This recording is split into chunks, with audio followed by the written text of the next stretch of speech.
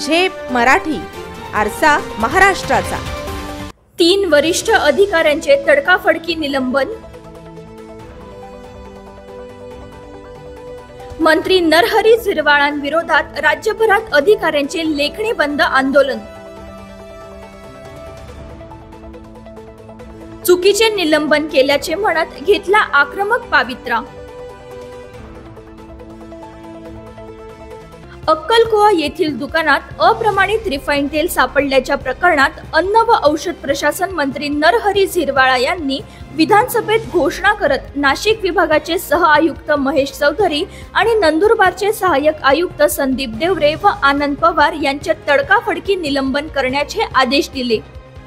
या कारवाई विरोधात एफडीएचे अधिकारी व कर्मचारी संघटनांनी लेखणी बंद आंदोलन छेडले असून निलंबन तात्काळ मागे घ्यावे अशी मागणी केली आहे।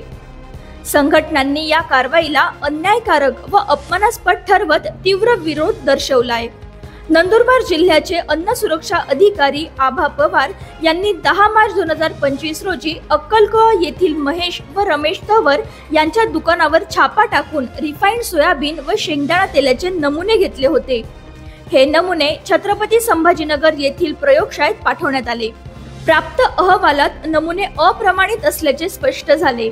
नंदुरबार कार्यालयाने तात्काळ ही माहिती संबंधित व्यापाऱ्याला कळवली। त्यानंतर नंदुरबार कार्यालयाने नमुने तपासणीसाठी म्हैसूर येथील प्रयोगशाळेत पाठवले होते। मात्र अंतिम अहवाल येण्याआधीच कारवाई झाल्याने तीव्र नाराजी व्यक्त होत आहे। या कारवाईनंतर राज्यभरातील अन्न व औषध प्रशासनातील अधिकारी व कर्मचारी वर्गात तीव्र नाराजी पसरली असून त्यांनी लेखणी बंद आंदोलन पुकारले आहे। संघटनांनी या कारवाईला अन्यायकारक व अपमानास्पद ठरवत तीव्र विरोध दर्शवला आहे। संघटनांनी म्हटले की म्हैसूर येथील आलेल्या अंतिम अहवालाच्या आधारे निर्णय घेण्यात आला असता तर न्याय मिळाला असता, पण कोणतीही चौकशी न करता तडकाफडकी निलंबन ही अधिकाऱ्यांची मानहानी आहे। कर्मचारी संघटनांनी निलंबन मागे घेण्याची मागणी केली असून अन्यथा राज्यव्यापी तीव्र आंदोलन छेडण्याचा इशारा दिला आहे। अशाच वेगळ्या आणि ताज्या बातम्यांसाठी पाहत रहा झेप मराठी, आरसा महाराष्ट्राचा।